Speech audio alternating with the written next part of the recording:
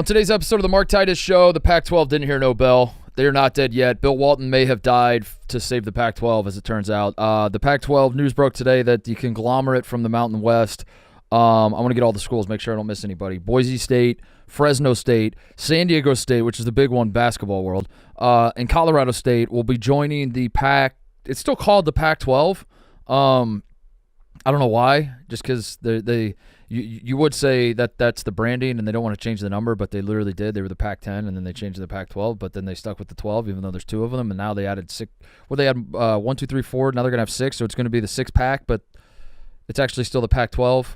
I don't know. Anyway, we're going to talk about that a little bit. Why did the two schools that make up the Pac-12 not join the Mountain West in the first place? Why did the Mountain West schools join the Pac-12? I don't really fully understand it, but this is news. I'm going to miss I think this sucks for the Mountain West, which was a very fun mid-major basketball conference, one of the best mid-major basketball conferences we have. Is the bleeding done from the Mountain West? Probably not. There seem to be more spots available for the Pac-12. In fact, I know there are. They need to add at least a couple more teams to be a viable conference moving forward. Where are those teams going to come from? Are they going to come from old Pac-12 schools? Are they going to come from Mountain West schools that did not make this initial jump? Are they going to come from the East Coast? Because that's the world we live in now, which is geography means nothing when it comes to conferences. We'll talk about that a little bit, but the branding of the Pac-12, at least it's still around. There is that, but is it going to be considered a power conference? What is the ripple effect of these 4 Mountain West teams joining the Oregon State and Washington State, which was the Pac-2? What does this all mean? Talk about that a little bit. Also, we got to talk to TJ about his Rutgers boys because they are getting this blue ribbon. I mean, this is crazy disrespect. Blue Ribbon's putting out their college basketball previews, and Rutgers, who has 2 of the most exciting players in the country, this freshman class is fucking loaded, and Cooper Flagg's going to get all the headlines. There's an argument that Rutgers has the 2. They might, by the end of the year, have the 2 best freshmen. But if it's not Cooper Flagg, they have maybe number 2 and number 3 best freshmen in all of college basketball. In an era when we're shifting into more of the transfer portal, the one and done era, the era seems to be done. There's still one and done guys, but like the idea of like building with a one and done approach seems to be done now that we have the transfer portal. I don't understand this from the Blue Ribbon, the Blue Ribbon yearbook. That seems like a massive overcorrection. Because if this was like 8 years ago, Rutgers might be number 1 in the country. Probably not. But Blue Ribbon yearbook. Listen, it's we're still a couple months away from basketball being played, so we got to overreact to this stuff. And that stood out to me when I saw that Rutgers is being predicted 15th in a Big Ten. That might not be all that great, by the way. Also, might have to talk about. Connecticut has the state of Connecticut has declared themselves the basketball capital of the world, and as a native Hoosier, I took great offense to this, but I also don't really know what my argument is against it right now. So I think over the course of the show, I'm going to try to get the wheels turning in my brain to make an argument against this. But this pissed me off. That was the college basketball news as well. As UConn went to the White House, and then the whole state released a sign, a street. I'm triggered by a street sign. I'm not gonna lie. I'm triggered by a street sign. But I want to talk about the Pac-12 more than anything else because I love Pac-12 basketball, and it's not going to be the same, but the branding is still there. It's still going to be the Pac-12 logo. And what does it all mean? What is next? All that coming up. Let's get to it. All right, Tate is here. We're going to talk about all sorts of things, news and notes around college basketball. Pac-12 is a big one. Pac-12 is the news of the day. That the Pac-12 is not dead as we thought it was. Completely back, like on the track to being back. Yeah, ish. Branding wise. So it's back in that it's like it's not dead. It's not like I think now there was a fear. There was like that wasn't even a fear. Like that seemed to be the reality. It's like the Pac-12 is not long for this world, and like in a couple, like at some point, Oregon State and Washington State have to figure out where they're going to go. Then they're going to make the jump, and then that's it. It's over. So now, like, yeah, the Pac-12 is going to stick around. My question is, what is this iteration of the Pac-12? Because I do like that it's sticking around. I think from a basketball perspective, and this is mostly a basketball show, San Diego State moves the needle. I think Boise State is a great program. Fresno State, not as much, but has like Paul George. That's cool. They're not completely irrelevant, but they're there. They're something, I guess. They're not a completely worthless throw-in, but it's like Fresno State basketball is not moving the needle. Colorado State does have a little bit of juice as a basketball program. I think that's a big win. I'm a little hurt about the dissolution of the Mountain West or the whatever that's going to look like. But I think this is good. I think like the Pac-12 had to do something. I will say though, the one thing I'm confused about is why didn't Oregon State and Washington State just join the Mountain West? I think that would have been the best case scenario. I'm on the other side of that. Okay. One. I think it was a no-brainer that either those two had to join the Mountain West or the Mountain West had to come join the Pac-12. Yeah. I think they went with who had the better branding. Right? Yeah. So it's the same either way. Now, one thing I do think is notable is it's not like the entire Mountain West is getting absolved into the Pac-12. Right. They went treasure hunting.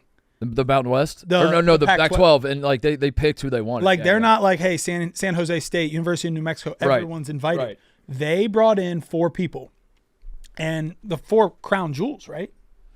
Yeah, I mean, from a football perspective, probably, I guess. I don't know. I'm not as plugged into Mountain West football. But yeah, that's why I'm sort of, I don't know. Hurt's not the right word. The Mountain West became a fun mid-major college basketball conference. UNLV, Nevada, Utah State, New Mexico being left behind.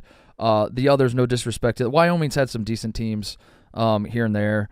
But the others, I don't want the conference to break up, but I want those 4 leaving the 4 that already left, like that getting split up is a little bit of a bummer because I did think that there was juice there in the basketball world, but yeah, I don't fully like the Pac-12 probably has more cachet in the basketball world, or in the football world I should say, but in basketball it's like I thought the Mountain West had they had a nice cozy little thing, and like I don't know, it's really confusing because to me the Mountain West felt like a nice, like that just made so much sense as Oregon State and Washington State joined the Mountain West. Mm-hmm. And that's like the perfect. And they, in my mind, you're merging the remnants of the 2 conferences Mm-hmm. together. And instead, what this is, and the Pac-12 had to do this. I don't mean to say the Pac-12 fucked up. Like, take care of yourself. If we learned nothing from conference realignment, it said no one's out to. I mean, we saw the Pac-12 and the Big Ten make an alliance, and then immediately the Big Ten's like, I'll take that, thank you. But I think that I was hoping for a merger, and instead this was more of like an act of war. This was like it was an act of war. Yeah, this was like we're gonna just, and now the trickle effect. It's like, oh shit, here we go again. Well, because here's the big thing. So now that puts them at 6, and they now have till 2026, which is when this is going to happen. They have to add 2 more teams to the conference, right, in order to be recognized as like a FBS college football conference. Yeah. So there is still movement coming, and I think this made it pretty clear it's not coming from Mountain West teams. Yeah, because if it was, why wouldn't you just take those Mountain West teams? They would have done it already. Because that like makes the most sense to me is like just take 2 more of those, but they don't seem interested in that. So what is their play, Tate? You tell me. I don't know.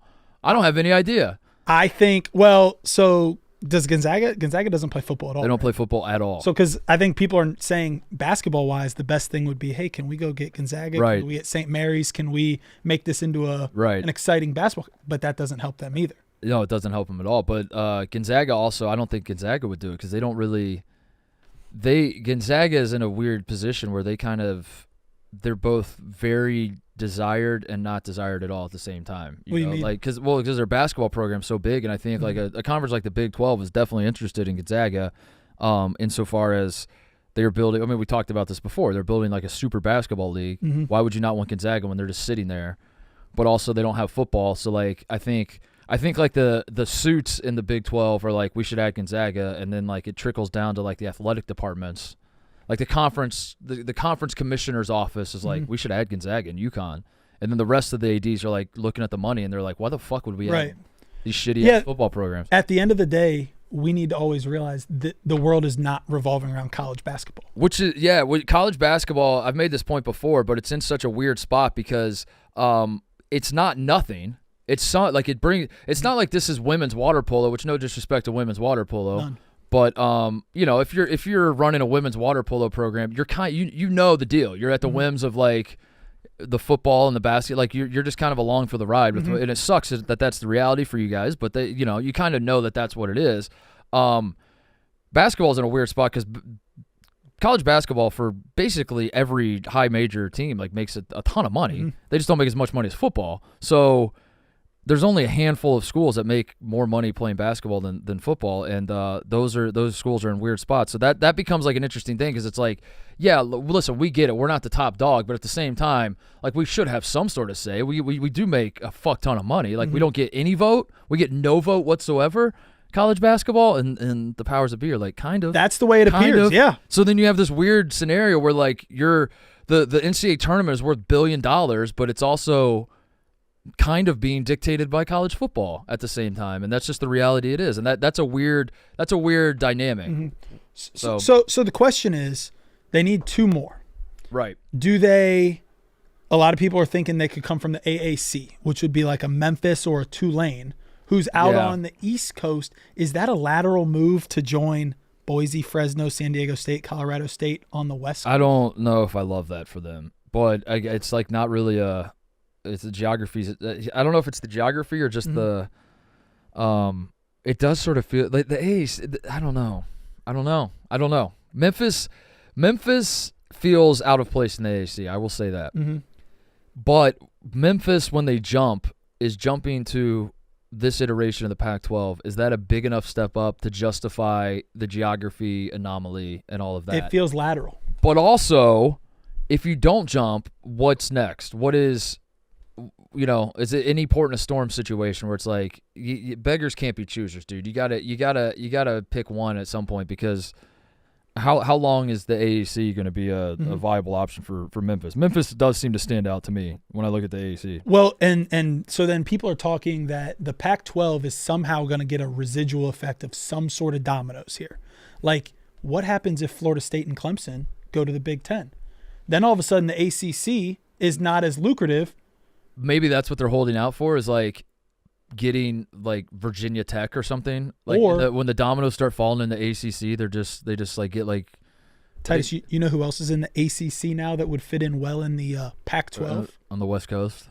Perhaps California. Perhaps Stanford. Yeah, I don't see them doing it. That's the one. I wish you could just snap your fingers and they would do it, but they won't do it because they care too much about academics. So that. I think because I'm not making an argument for them. I'm just telling you what I think they believe.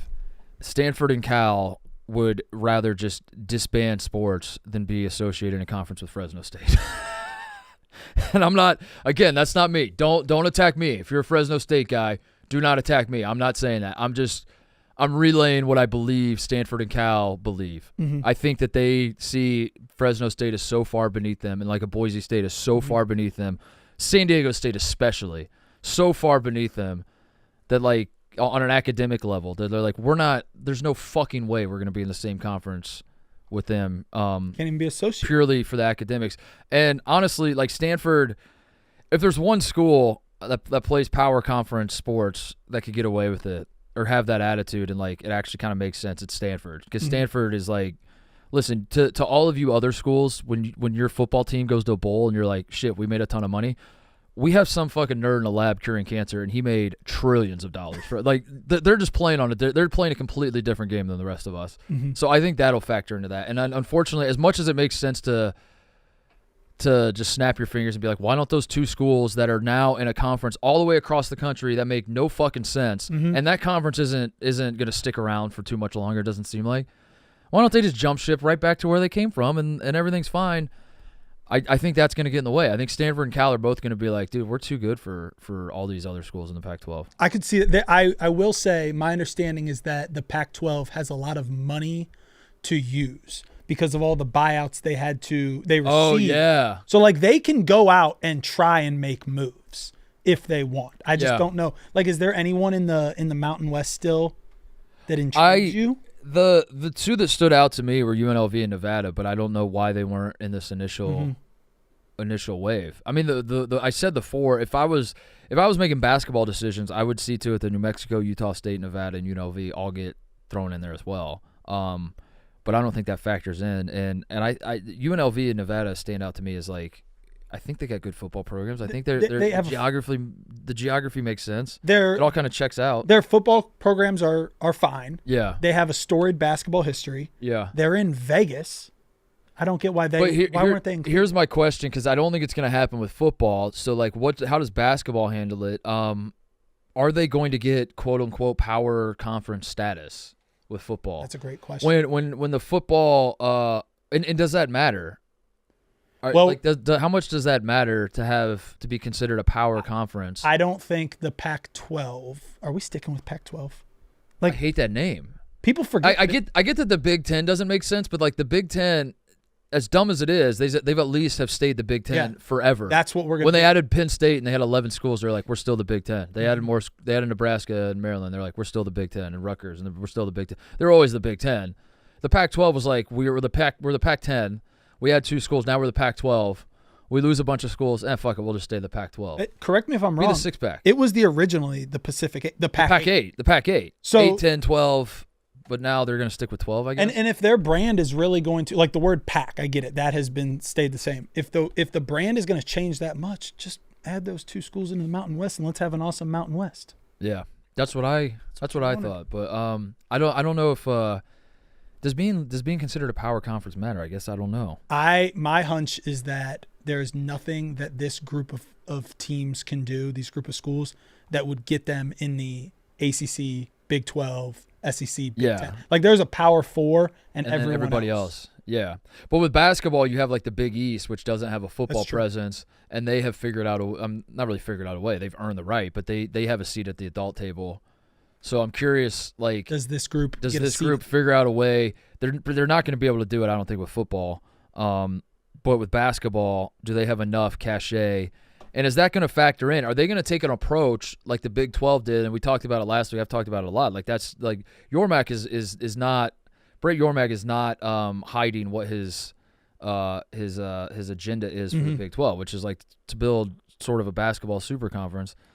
Are they going to take a similar approach with the Pac-12 where they realize if we just go after football only, we're going to be fucked because we're never going to be able to catch up with the others. But if we can be strategic about this, add a Gonzaga. You know, figure out like that angle a little bit. I don't know. It's going to be interesting. I love that the Pac-12 is still around, I guess. I just wish, selfishly, I wish like they just would have merged. But now I'm worried about what happens to the Mountain West, what the backfill looks like there.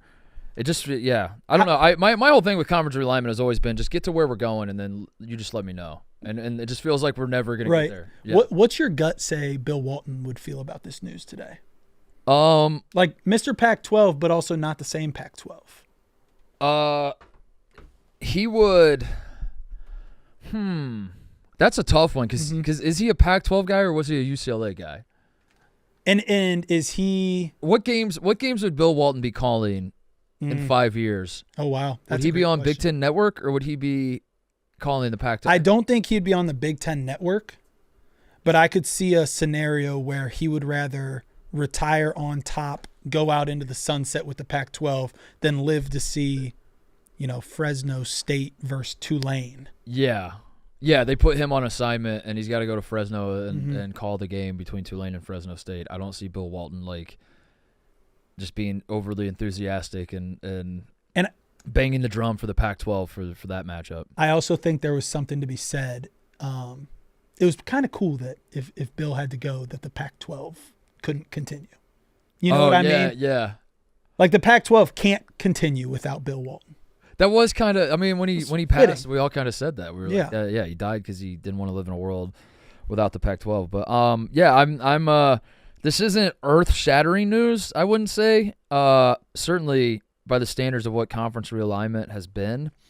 But to me, it's more of a basketball story than a football story because these are all, the Mountain West is positioned itself, especially the A-10's kind of fallen off a little bit, and the Mountain West has been one of the best, if not the single best mid-major conference the last X number of years. Like West Coast Conference has a good basketball conference as well, but what has Ken Pom been saying? Let me see that. San Diego State has been a power university in the college basketball world for a while now. Yeah.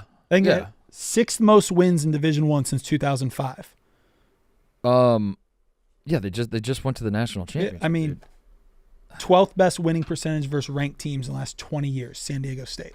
I'm looking up what Ken Pom has to say about the conferences. He's the only guy I trust with conference stuff. Mountain West, number one. Big last year, hold on, I got this right? Yeah, last year, his conference rankings. Number 1, Big 12. Number 2, Big East. Number 3, Big 10. Number 4, SEC. Number 5, ACC. Next 2 were Pac-12 and Mountain West. So Mountain West was the top last year. They were probably the top the year before. Yeah, they were better than the ACC according to him a couple years ago. They've been. That's what I thought I was right. I was just making sure that the stats back me up. That the algorithms were saying what my eyes were saying. That the Mountain West has been. I kind of like one hell of a conference the last few years. So yeah, I hope they can. I hope they still play each other. That's my biggest fear too. Is I know UCLA and Arizona are going to still keep. They're going to keep playing. But it's probably not going to be on campus. It's in fact it's not. I don't think. I think they're going to figure out a way to play at neutral sites, and they'll probably end up in 5 years we'll look up and UCLA and Arizona will just play in Vegas every year or something like that. But that's really. As I've grown to accept conference realignment, the only thing I'm clinging on to is you still have to make these schools play each other. I still want to see, Oregon and Oregon State are playing in football. I love that. I hope it doesn't go away. I want UCLA and Arizona was the big one in basketball that I was really hurt about, but I think they're going to keep playing even though it's not going to be the same. So I still hope that these Mountain West schools will play the old Mountain West schools because I think the rivalries were awesome and it was a great basketball conference. So. Anyway, but we'll see what happens next. I think that's kind of a powerful spot to be in, to be we have 2 seats at the table, and you know what? We're just gonna sit here. We're just gonna sit here and wait. They have 2 years. Yeah, we have 2 years. We're just gonna sit here and see what's out there, and just kind of go window shopping for the next 2 years, and figure out what's next. But yeah, there's a bunch of different directions you could take it. Become a basketball conference. I think basketball's the way to go. And St. Mary's, bring them all in. That would be sick, dude. How cool would that be? Gonzaga and St. Mary's would. I think if you bring in Gonzaga and St. Mary's, you are doing what the Big 12 is doing, but you're also – the problem is dollars do matter, and neither one of them have football programs. Can you bring Memphis over? I know you weren't keen to it, but if you bring Gonzaga, St. Mary's, and Memphis – now we have something. You've just bolstered quite the basketball Now we have conference. something. We have a little bit of a basketball conference, but Memphis does have a good football program. Yeah, they do. For their level. Fuck it. Bring Tulane with them. Let's have we'll call it the Pac-10.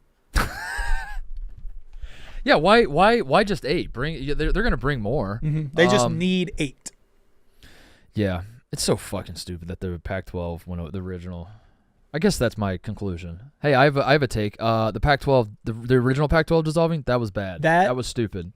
I didn't like that. People point to all the I didn't like Texas and Oklahoma going to the SEC, but fine. The one that really has just taken all the dominoes and knocked them all to the ground. Yeah, Pac-12. Come on.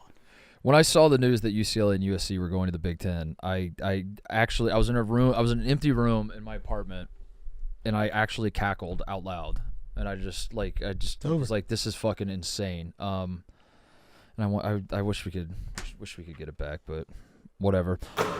Quick break to talk about our friends at DraftKings. TD, Tutty, taking it to the house, in for 6, whatever you call a touchdown. One thing is for sure, touchdowns matter more at DraftKings Sportsbook, an official sports betting partner of the NFL. On the ground, in the air, from the special teams or defense, we don't care how they score them. We want to bet on touchdowns, and DraftKings Sportsbook is the #1 place to bet on touchdowns. Ready to place your first NFL bet? Try betting on something simple like a player to score a touchdown. Go to the DraftKings Sportsbook app and make your bet today. Ready to do a touchdown dance of your own? New DraftKings customers bet $5 to get $250 in bonus bets instantly and get 1 month of NFL Plus Premium. Download the DraftKings Sportsbook app and use code Titus. That's code Titus, Titus, for new customers to get $250 in bonus bets when you bet just $5 and get 1 month of NFL Plus Premium for free only on DraftKings. The crown is yours. Speaking of Big Ten schools joining the Big Ten and all that, this is my attempt at a segue. We have to talk about this blue ribbon Rutgers situation, TJ. Yeah. If it was any other school, maybe I wouldn't care as much, but we are Rutgers. We're probably the #1 Rutgers basketball podcast in the world. In terms of minutes talked, over audience reached, yes, I would say almost that. Yeah.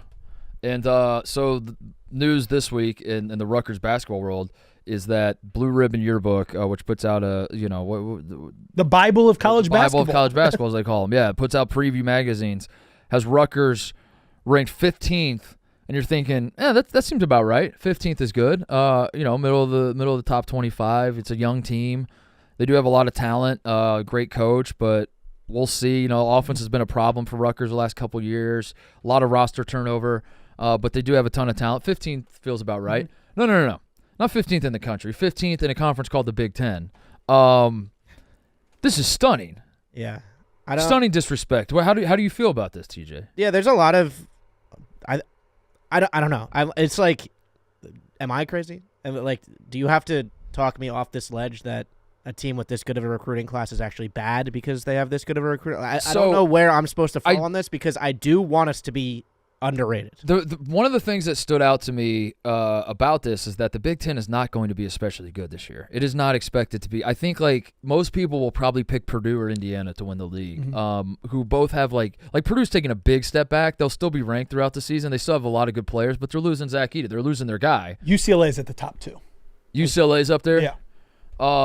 Indiana went out and had a big transfer portal season, got a ton of talent, but there's a lot of skeptics about whether Mike Woodson can put all the pieces together in the way that he needs to have success. Whereas I think Purdue's the opposite, where it's like Matt Painter has reached a point where no one even cares what Purdue's roster looks like, and they're like, it's Matt Painter, he'll figure it out. But there are a lot of questions around Purdue. There are questions around Indiana. There are questions around UCLA. There's certainly questions around Michigan State. Ohio State, I think, will have a good team, but like, Michigan how can you not have improved? How can you not have questions? Michigan, a ton of transfers. We have no idea what that's going to look like. They should be better. But the point is, there's nobody like a Kansas or an Alabama or a UConn, say, who even UConn has some questions. Gonzaga is a good one. Gonzaga's bringing a lot of dudes back, and you're like, I kind of know what I'm getting with Gonzaga. And I think that they're going to be the cream of the crop in the Big Ten. The whole Big Ten is a lot of question marks. So why, like the case for Rutgers win, I think Rutgers could win the league. I don't expect them to. I think they are too young. I think there's a lot of roster turnover, but insane amount of roster turnover. That was fucking crazy to me because the thing is too, like last year's freshman class was not good at all. No. They're all gone though. But this year's freshman class is no, I'm not talking about Rutgers. I was talking about the entire country. Yeah. The entire country, like so. Last year, having the two of the top 5 recruits, I mean, USC had Isaiah Collier, and he was kind of a bust,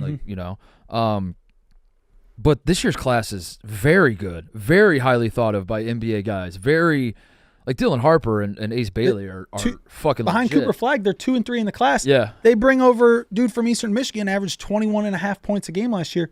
With what reason in this mishmash of the Big Ten that you just talked about could you give someone like Rutgers the 5th? Am I crazy? Or are they more likely to win the Big Ten? They're more likely to win the Big Ten than finish 15th, I think. If they finish 15th, we might have to have a Pikeville conversation. Yeah. We might have to have the Pikeville conversation. 15th? Yes, definitely. Yeah. We finished 15th. 15th We're in definitely the having Big that conversation. Yeah. So what's the reason? Like with the best class he's ever going to have. But he's been the guy, dude. He's been 15th would I know, but 15th a little would be, alarm. 15th would be like something bad happened, like really something dramatic happened. But again, I do want us to be underrated. I don't like people that are like, yeah, they're going to make the Final Four. Right. I don't want that. Is he paying off? Every time we've ever had that, maybe it's been Steve Peichel is saying don't rate very high. Don't get us now is what I'm saying. Like, but gambling odds wise, Rutgers is 5th in the conference. That's what I was going to say. I would put Rutgers just like without actually sitting down and planning it out. I would say Rutgers is like 6th. Yeah. I expect them to finish 6th. And they're right there. There's no, like you said, no Kansas, no clear heavy favorite. Yeah. This is probably a good thing for you guys though. I think it might light a fire under some asses, and it'd be hard to underperform with those expectations. Yeah. It would be, again, devastating to underperform with those expectations. I don't know. It almost leads me to believe that like they know something I don't know, which I don't know what that would be. Like all of the practice footage looks awesome. Yeah, I said it at the top that if this was 2014, this was 10 years ago, Rutgers would enter the season like ranked 6th in the country, probably. And that probably would be way too high as well. But something doesn't add up. Something doesn't add up. I think you'll be ranked preseason. I think it's good for college basketball if you're ranked preseason. That's what that's always my thought on preseason rankings. Is like I think I should be in charge of the preseason rankings because I would do what's best for the sport. I would do I tried to tell Bosco this when he tries to argue that Alabama should be preseason number 1. I think you got to go. I think you got to go blue blood. That's bringing a lot of dudes back and and let them be number 1 again, and let Hunter Dickinson do his press conference where he's like, I love that we're number 1. I want them to know that we're better than everybody and all that. I think that's better. I think that's but also I guess you can make the case Bama be number one, get some juices flowing a little bit. I do think Bama's gonna be. I think Bama's gonna be really fucking good, dude. I'm starting to I'm terrified. drink the Kool-Aid. I'm starting to drink the Kool-Aid. I'm terrified of playing them. You should. Vegas. I'm reading the literature, as I like to say, and it's coming up, Bama. Yeah, it is. Kansas getting some injuries too. I'm just picture myself like having a book and there's just one word that says Bama, and I'm like, fuck, that's it. No, they're gonna be so deep, and the way they play. Nate Oates, I was turned off by Nate Oates against San Diego State a couple years ago. They went to the Final Four last year, and I have to tip my cap and say, he finally got over that hump. But watching them against San Diego State like ruined me because I picked them to win the title that year, and it was one of the more frustrating games I'd ever watched because they just kept like driving the ball and would not take a mid-range shot to save their lives. But I think that he's sort of figured it out, and also he's got the depth, and I think like the shooting has come along where like the fear of going ice cold in these games isn't as much of a backbreaker as it used to be for Bama with Nate Oates. I don't know. And Kansas is like, if we're being honest, Kansas is like they've gotten better this offseason, but like like last year Kansas was not good. Kansas ended up like for Kansas standards, they ended up being a not good team, and they had all sorts of their offense was clunky as fuck. They still bring back the best player in the conference. And they got some transfers in. I do see there's been some injuries out there though. Mm-hmm. So the one concern was backcourt depth, and they just had another person break something. 6 weeks he's out. No question about it. If you watch college basketball and you look at Kansas' starting five, Rylan Griffin in the portal, AJ Storr in the portal, Harris, Adams, and Dickinson are back. That's probably going to be the starting five, almost certainly. That starting five jumps off the page at you, slaps you in the face, and is like, well, we're going to win the national championship. But if you watch the Kansas play last year, Dickinson is not great defensively. Their offense is clunky as fuck, and he can get you production. I don't know. I feel like at this point I talk about Hunter Dickinson in my sleep because I've like made the same points about him for going on 8 years now. Where it's like he's good as fuck, but he's also very, very limited. And I think the book is out on him and like what he's not good at, and he can be exploited.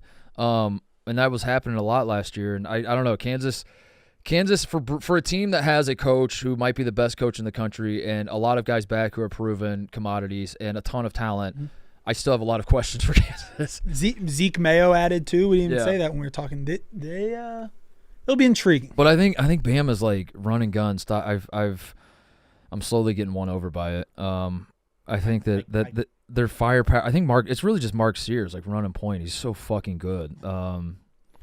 I don't know, and they're going to be deep as hell, and I think that helps. It's like Bama. If Bama has dudes that are sucking, they can just pull them and throw in other guys, and they'll just keep coming at you. You know, a team that I think is going to be interesting is Gonzaga. I'm slowly talking myself into Gonzaga. They have they were a team last year that was not very good. I remember at the start of the year. I mean, I remember sometime in December doing like a big holy shit, is Gonzaga going to miss the tournament thing? And then they flipped the switch and started winning everything. And ended up being a pretty good team by the end of the year. And they're bringing everybody back. They're bringing basically everybody back. And that has my attention. And they've named their coach in waiting as well. I saw that. Did you see that? Yeah. Let's talk about that. I don't understand why schools do this. What is the – I was going to ask you, what's the benefit of it? Well, I get the thought process is – I think it's just like a carrot to dangle in front of the assistant so he doesn't take a head job somewhere.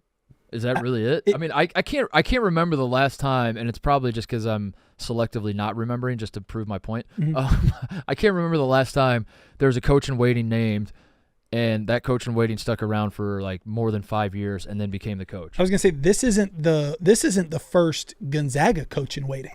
Yeah, for Mark Few. Yeah, no, it's not. Like, Tommy Lloyd was like this isn't. At what? How many coach in waitings can you have before the next one says, "I don't believe you"? Yeah, I don't. This isn't.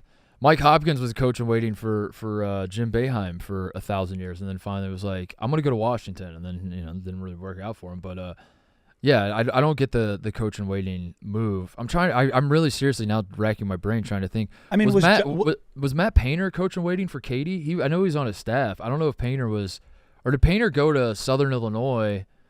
Painter was like always understood to be the guy to follow Katie. I just don't remember if it was like formalized as. This is usually you are the coach in waiting. What about John Shire was coach in waiting?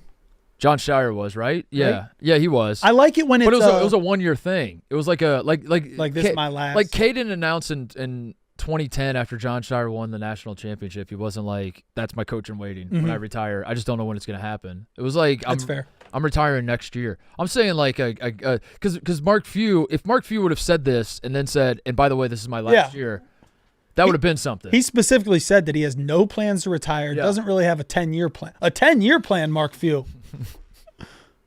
I don't. You're the coach on the desk here. I've been trying to get a job. No one will hire me. You're the one that coached.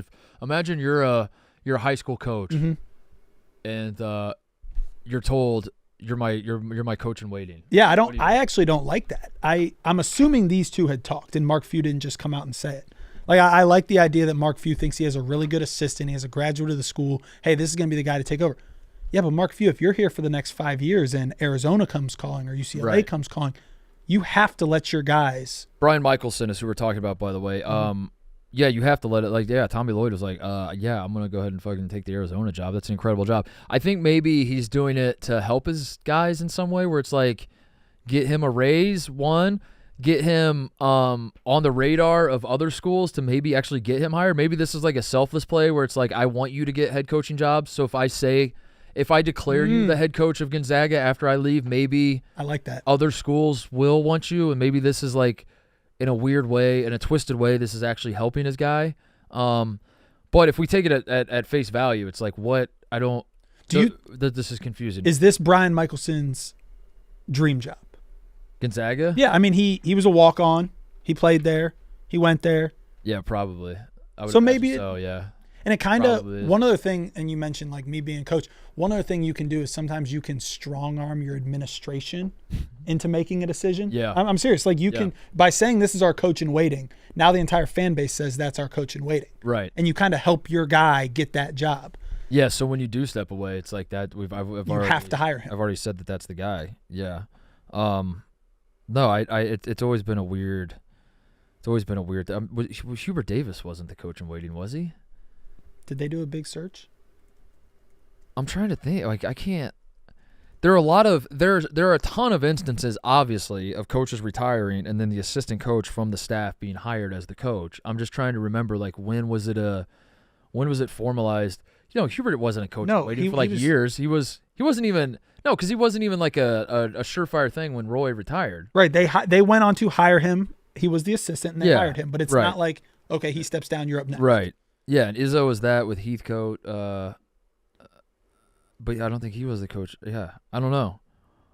The only one that came to my mind was Painter with Katie, but I don't think that was actually formalized. So, no, I don't fully understand. UNC interviewed 8 candidates before hiring Hubert Davis. Let me remember who they were. They interviewed Mark Few. They interviewed. Do you have the names right there? I don't. You have to do more trivia on this show. My mind is going a little bit. The older I get, the less I remember. So I want to make sure I'm still sharp. They interviewed Mark Few. They interviewed Jerry Stackhouse. I know that there was a move for that.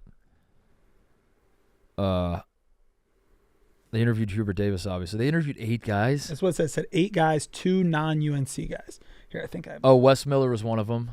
Mm-hmm. Jerry Stackhouse. Wes Miller. Mark Few. They talked to Mark Few. Show me Mark Few. Is Mark Few on the board? I got booted by the News Observer's payroll. Sorry. Oh, it looks like they interviewed pay $1 for free access. Nope, that's not right. Nope, I'm reading the pop-up. Never mind. Did you see Penny got a vote of confidence from his AD that he's unequivocally our coach and he's going to be the guy. So we got an answer there. I mean, last week we were like, shit, what are they going to do here? So we got the answer immediately. Almost immediately. He was like, nah, he's our guy. Which I agree. You have to give your coach a vote of confidence until he is no longer your coach. You can never give your coach a no confidence vote. You cannot say, we'll see. Yeah. You're right. Yeah. But it still doesn't add up to me that everyone else was the bad guy and Penny was just the head coach. Yeah. Is this you texted me this and this was not on my radar at all. Is Gary Payton becoming a coach in college basketball? Yeah, he is taking. Am I reading this right? Yeah. That's the same Gary Payton Sr. The glove. Hall of Famer. The Hall of Famer, the glove. 9-time first team all defense. That's the same guy. Yeah. He's coaching a JUCO. What's the story? He JUCO College of Your guess, the best of mine. Alameda went 7-21 last year. Gary Payton named head coach. Yeah, I mean, if coaching is in his blood, this is awesome. I just don't does he know a kid that does he just like know a kid that's like on the team or something? And he's been just, trying help coach to. him? He's trying to get into the coaching world. People forget he started his coaching trivia question. You said you want more trivia. Yeah, give me a trivia. 2017, Gary Payton landed a notable head coaching job where? He was coach of the year in this league. Division I college basketball? No. Oh. Was it like Australia or something? The Big Three. Gary Payton was the 2017 Big Three coach of the league. Dude, you had me sweating over here. I was like, No. oh my God, was Gary was it Payton was he the coach at Idaho and I didn't remember it? No, Like, he went Big Three to Lincoln University in Oakland, and now he is moving over to College of Alameda. Listen, I think it's cool if these legends of the game like actually have the hunger and desire to be coaches. Like Chris Paul is a guy who comes to mind as if Chris Paul gets a head coaching job when he retires, no part of me will be like, this is a joke. What is he doing? Like Chris Paul strikes me as a guy that wants to coach, and I base this off of if you've seen Chris Paul, anytime Chris Paul is shown in the crowd anywhere, he's like coaching the game. They're like, Chris, would you look at that? Chris Paul's at this WNBA game, and he's just like leaning over, like pointing like he's a coach. Every single time I've ever seen Chris Paul like in street clothes, he's coaching basketball anyway. To where he's one of the greatest point guards of all time.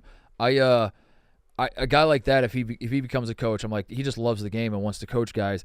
It's hard because there have been so many instances of guys that like want to coach just because like they want to stick around the game and make millions of dollars, obviously. But I'll never begrudge guys like Jerry Stackhouse's name I brought up earlier. I think Stack's a guy that's like I want to fucking coach basketball. That's what I want to do with my life, and it didn't work out for him at Vanderbilt. But and Ewing's, I think Ewing's the same way. He had a rough run at Georgetown, but I think he's the same way where he's like, I want to coach basketball. This is what I want to do. I don't give a fuck about the fame and the money. And I assume Gary Payton is that way. Well, I have to assume. I have more respect for Gary Payton because those two you just mentioned are coaching at big time programs. To want to take over a JUCO that went 7-21 last year, and we're in this era now. You talk about Dion all the time. You talk about Penny. You talk about Stack. You talk about Ewing. Can Gary Payton, I mean, is Hall of Famer, 9-time first team all defense, not a name that can get you? What if he becomes like the JUCO guy? That would be funny. Can he not jump some steps because of who he is? Yeah, you would think, but maybe he wants to do it the right way, quote unquote. I would respect that. I couldn't do it for what it's worth. Like I don't think I could pivot to a different industry and start at the bottom of the ladder. And I mean that seriously. And that's why like I tip my cap to a guy like this because if you're a Hall of Famer and you're like, I have to now go coach, like maybe he wants to. Maybe this is the level he wants to coach because he's like, I don't want to get involved with NIL and recruiting and all that. Just give me a ragtag group of guys. I'll coach them up.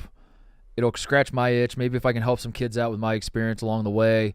It's like a community service type thing where it's like, this is my civic duty to impart my wisdom on guys that are trying to use basketball as a tool to go further in their life. Whatever. Maybe that's like his idea. I tip my cap to him, dude, because I could not do this. If you told me I have to go like I'm at rung like I like to think I'm at rung like 2 or 3 in the media space at this point.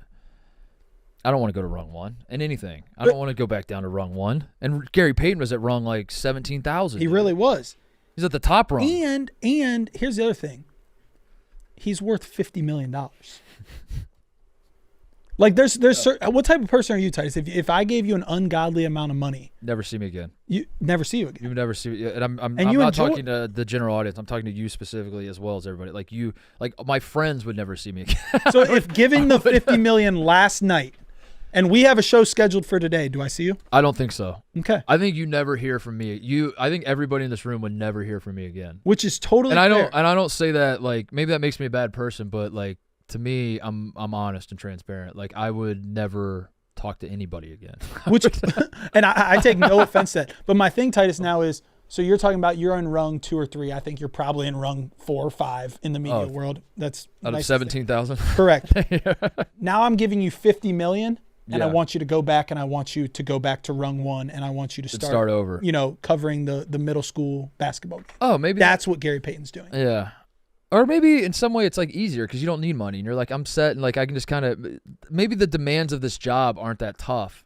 And if you're not, maybe what makes rung one, Tate, what makes rung one suck so much is that you're looking up the whole time, like, how do I get up to the top? And if you're at rung one and you're just like, I'm good here, maybe it doesn't suck. Maybe it's like, dude, honestly, in the summers, all my guys go home. I don't have to practice. We don't have to recruit. We don't do anything. I roll the balls out like a few times a week. We play the team down the road. We're not really traveling that much, and I still scratched it. Maybe it's that. But I don't know. Isn't junior college coaching all aspiring to move up? It feels that way. Yeah. Like, aren't they all being like, I need to grind.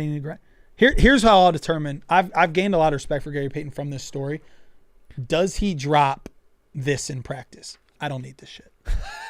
If he drops that, I don't like it. If he's either doing this for the love of the game and to help the kids, but he cannot then say, what's that first motherfucker look like? Yeah. Just like, I'm worth 50 like, or 50 million. Yeah. I don't need this shit. Fuck y'all. I'm out of here. That would be funny. That would be content.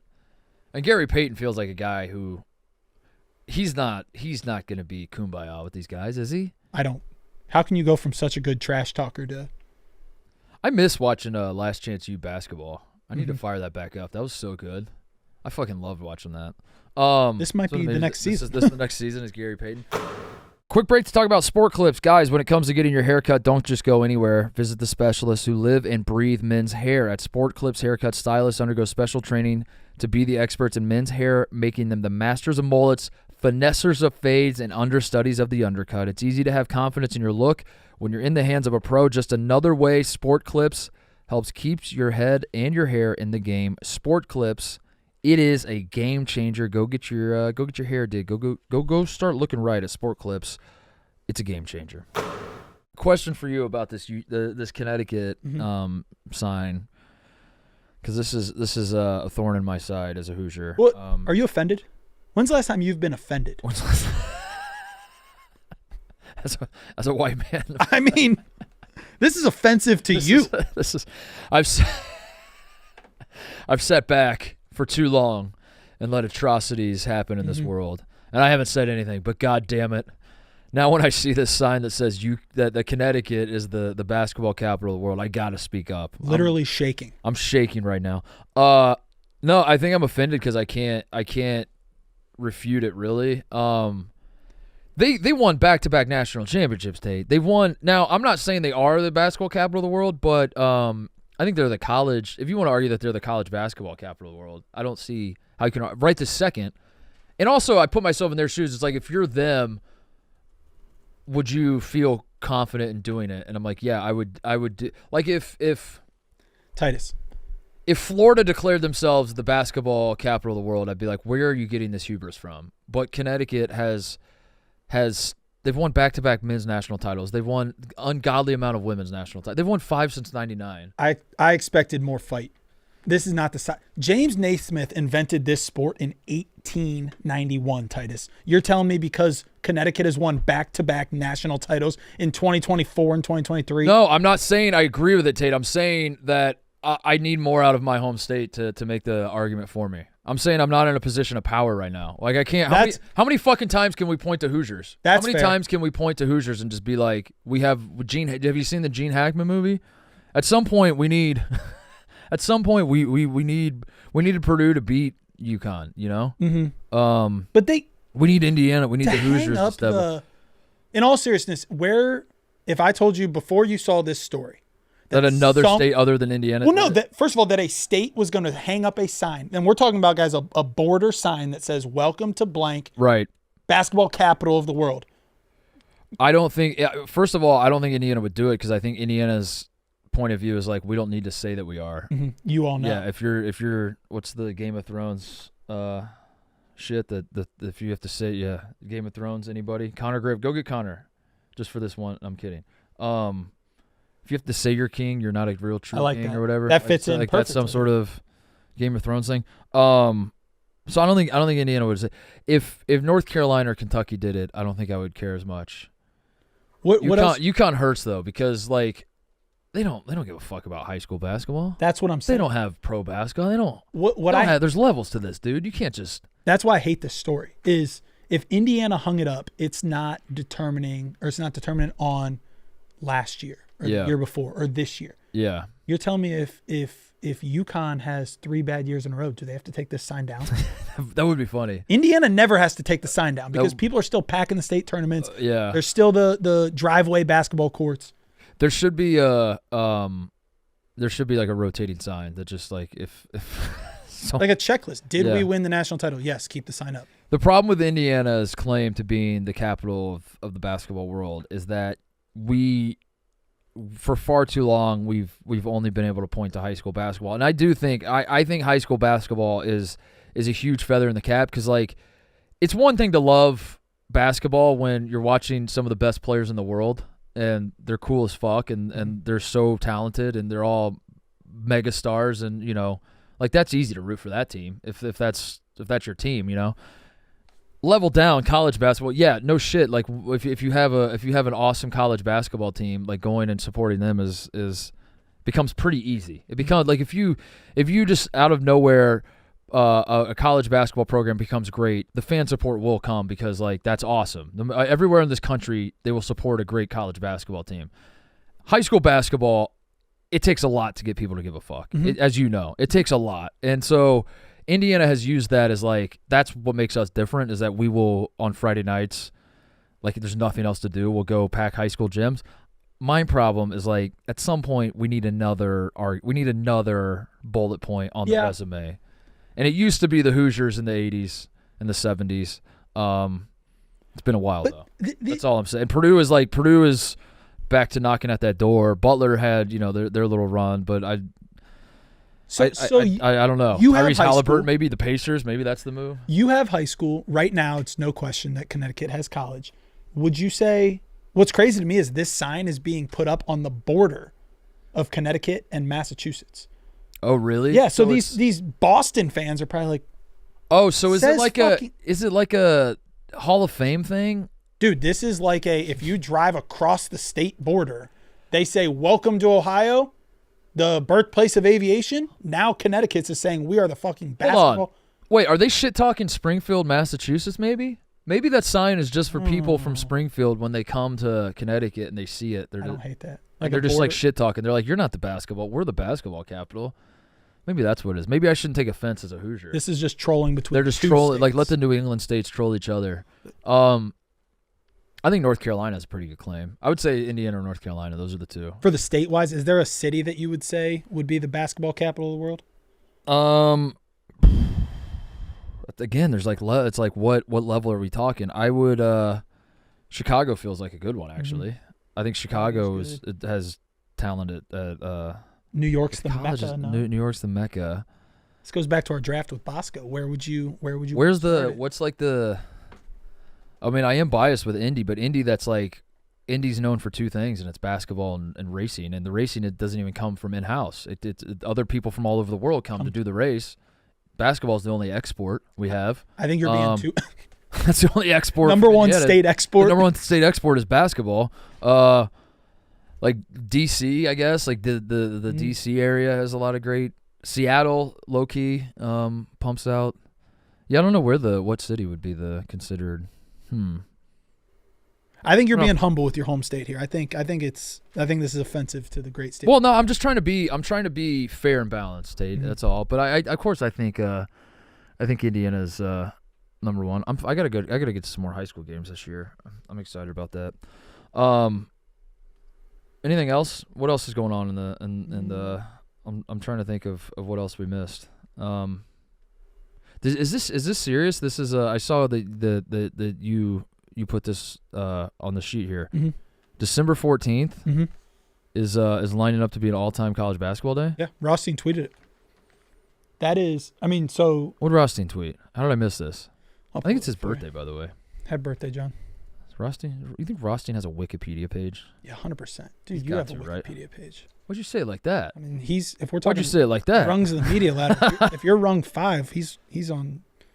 Take it back, bitch. Rothstein does not have a Wikipedia. Get page. out of here. Rothstein has no Wikipedia. That's a mistake. Rothstein probably said, take down my Wikipedia page. John Rothstein. How do I not see? I gotta be honest, dude. The For You page of Twitter has ruined me because I know. I can't. I feel like I don't actually see the people I want to follow anymore, and I just see all this nonsense. Well, I can tell you this. You talk. I want to know how he editorialized it. I'll pull it up. I gotta go phone on it. When he said, because I know Rothstein had some like grab your nitroglycerin pills or consult your cardiologist or whatever. December 14th.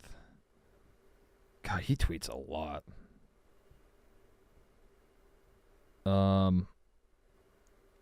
Anyway, December 14th is UConn versus Gonzaga in Madison Square Garden, Creighton versus Alabama, Louisville's at Kentucky, Xavier's at Cincinnati, one of my favorite rivalries in college basketball.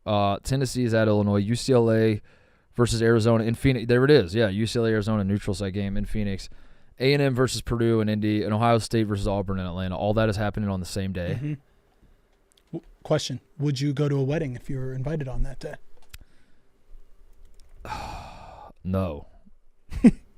No. Really? I don't think I would. No. I don't think I could. That's so much better than the football slate. Like the football slate is like there's like 5 good games. This is fucking crazy. This is what's the tweet say? You found it? I have to come and apologize to you real quick. Jeff Goodman tweeted it.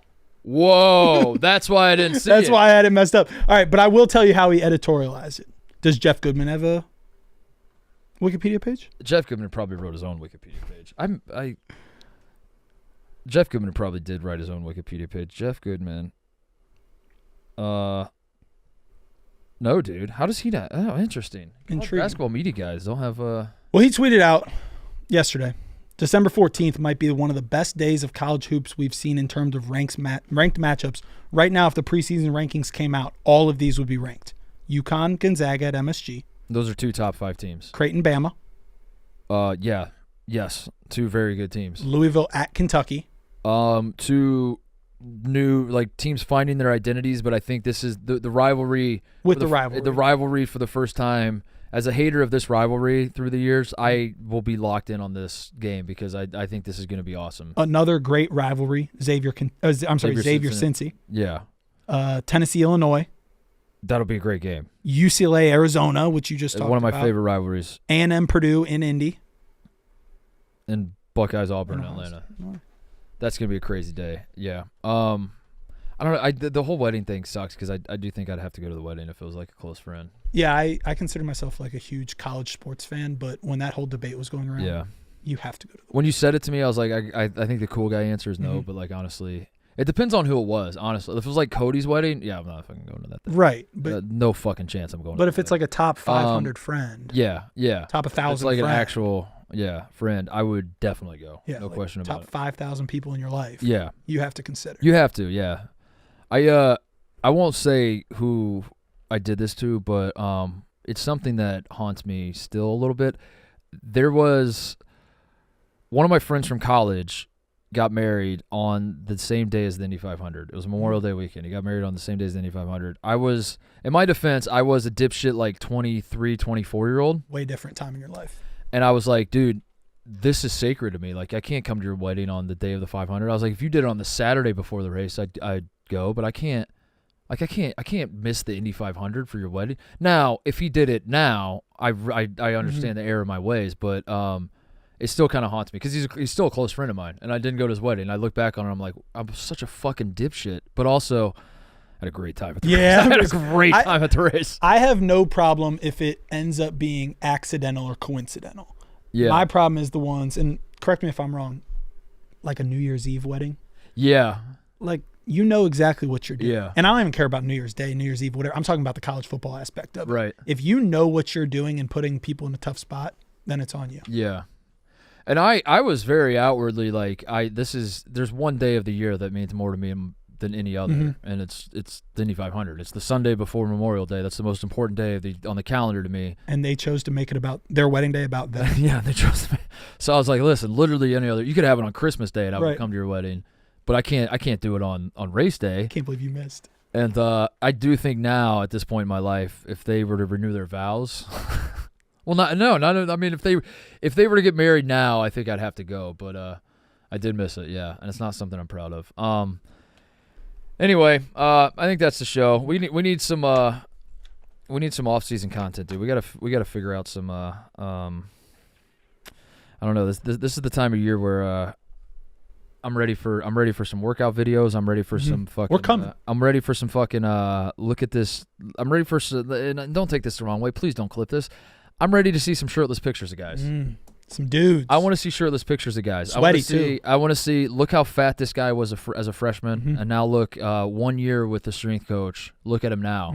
I want to see. I want to see just like random ass stats being tossed out as like, holy shit, Ace Bailey had 27 points in this scrimmage. I need some secret scrimmage stuff too. I don't know. I have a very high appetite for that right now. I need like a guy pushing a sled on a football field, and it's like, holy shit, Braden Smith. He's been in the lab. Look at him. Look at the body transformation. I need shit like that. It's about that season. I think we're like 53 days away, I saw, from the season. It's about that time for some shirtless dude pics. Can't get enough of it. He lost 20 pounds of fat but gained 19 pounds of muscle, and it's like he's just a fucking. I'm like, so he lost 1 pound? Is that so? That's basically is that how we're categorizing that? No. He lost 20 pounds of fat, gained 19 pounds of muscle. Completely transformed his body. I need those reports out there. Anyway, thanks everybody watching, listening. We'll be back next week with more fun stuff. See you guys.